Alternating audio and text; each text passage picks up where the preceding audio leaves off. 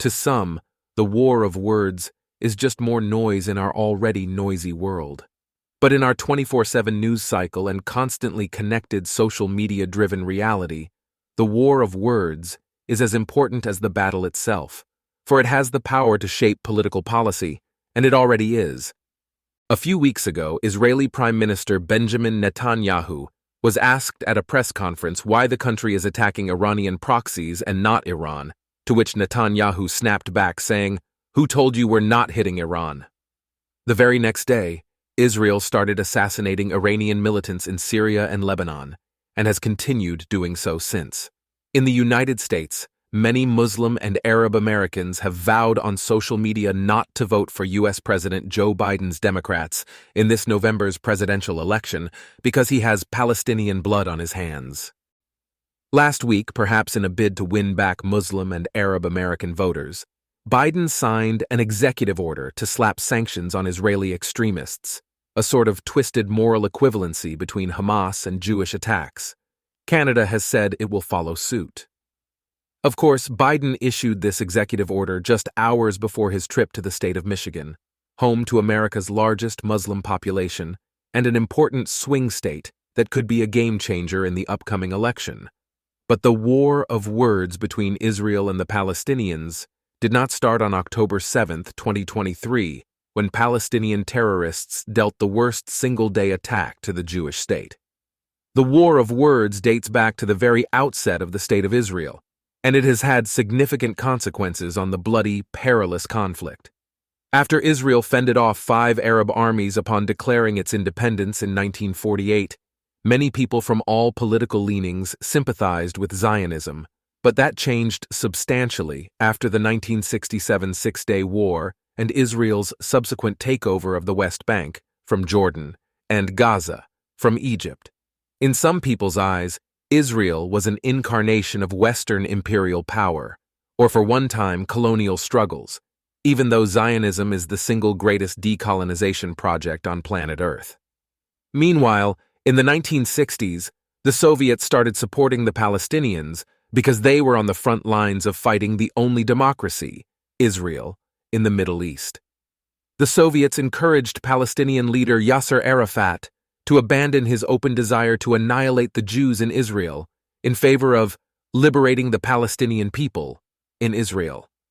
By focusing on political liberation for a small group of Arabs, it ignored the fact that Israel is a small state whose existence is threatened by the surrounding Arab states, and rebranded the Jews from victims to oppressors, a much more effective communications strategy, and the first step in reframing the conflict between the Arabs and the Jews from religious jihad to secular nationalism, in a quest for political self-determination, a posture far less offensive to the West, especially in the wake of overwhelming guilt following the Holocaust. Since then, the Palestinians seem to be playing a strategic long game of disinformation and chaos to entrench themselves in an easy-to-sell forever state of victimhood. You can make the case that they have adopted a Putin-esque strategy of dramaturgia, the staging of deliberate provocations to destabilize Israel and other countries' relationships with it, including the United States. During Barack Obama's 2 presidential terms from 2009 to 2016, many Democrats became increasingly anti-Israel. Biden's support for Israel in the war against Hamas quickly went from unconditional to very conditional based on various demands, which have actually prolonged the Israel-Hamas war and thus caused more suffering on all sides. But of course, many Democrats are blaming Israel.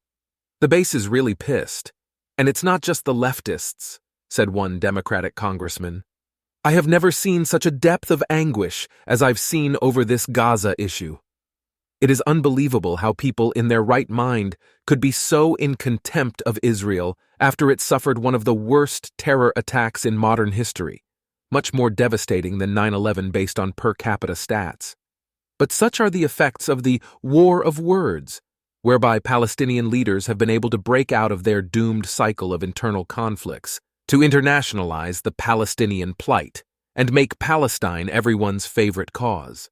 To embrace the Palestinian plight is to never acknowledge any Palestinian wrongdoings and be intoxicated by a mystic force which convinces believers that history is irrelevant, or just written by the bad guys.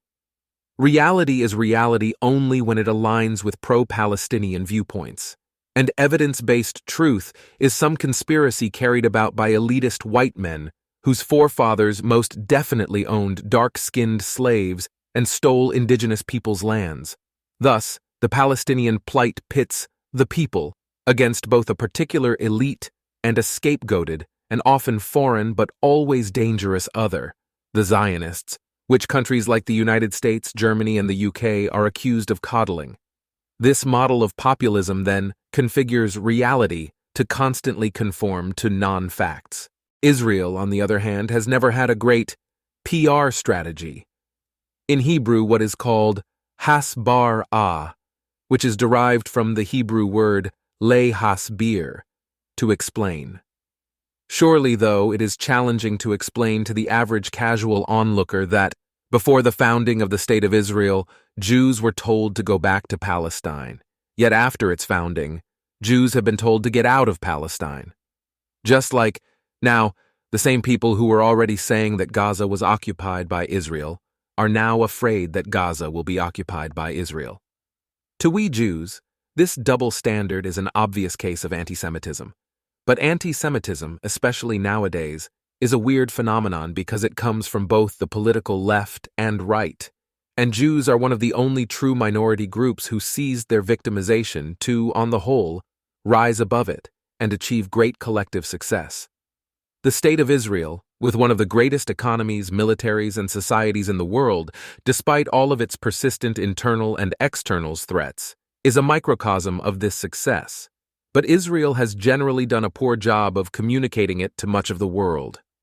In 2002, an Israeli foreign diplomat named Ido Aharoni convened the Brand Israel Group, an independent body of marketing and branding specialists who laid the foundation for what later became the Brand Israel Project, designed to improve Israel's positioning in the world by highlighting its relative advantages and increasing its relevance. As Aharoni said, "No place, no person, no organization wishes to be solely defined by its problems. Every place has a DNA, a personality, just like a human being." Aharoni could not have been more spot on, and what came out of his genius was a sexy, shiny brand moniker that Israel started to adopt, Startup Nation, which became the focus of a book in 2000, written by Dan Senor and Saul Singer, using the same name and premise. Startup Nation addresses the trillion-dollar question. How is it that Israel, a country of 7.1 million, only 60 years old, surrounded by enemies, in a constant state of war since its founding, with no natural resources, produces more startup companies than large, peaceful, and stable nations like Japan, China, India, Korea, Canada, and the UK? Israeli cities, universities, and nonprofits leveraged some version of the Startup Nation brand within their own brands. It seemed to be working like a charm, as foreign investment, tourism, and other key performance indicators consistently increased year over year. But in 2014, when Israel found itself entangled in another conflict with Hamas, the worldwide masses did not care about Israel as this so-called startup nation, nor do they today. Some 3,000 business opinion makers in 10 locations around the world were asked the question, "What does Israel do best, and what is your first association with Israel?" It turned out that only 1% of the 3,000 people said startups. Startup Nation served Israel extremely well to promote its business offering and technological prowess, and today perhaps it still does, said Joanna Landau, the founder of Vibe Israel.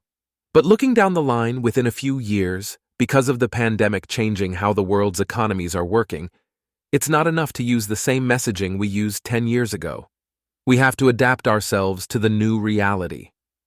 This is precisely the problem with the present-day Startup Nation brand. It only speaks to a certain, and tiny, group of people who are genuinely interested in technology and innovation as a core part of who they are and how they define themselves.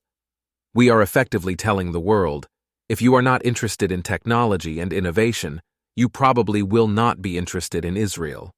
Naturally, this does not bode well for Israel, especially when the country finds itself in a military conflict that gets blown out of proportion on the world stage, such as the current Israel-Hamas war, because technology and innovation do not create empathy or motivate people to separate their views on Israel's political disputes from those on Israeli culture, lifestyle, and society.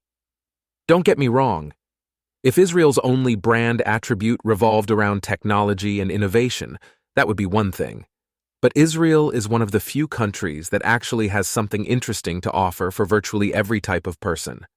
Foodies, fashionistas, music lovers, history buffs, outdoor enthusiasts, patrons of the arts, nightlife owls, business people, and so on. Why limit ourselves to one aspect of Israeli culture and society when we have so many other exceptional attributes that can capture the hearts and minds of so many other groups of people?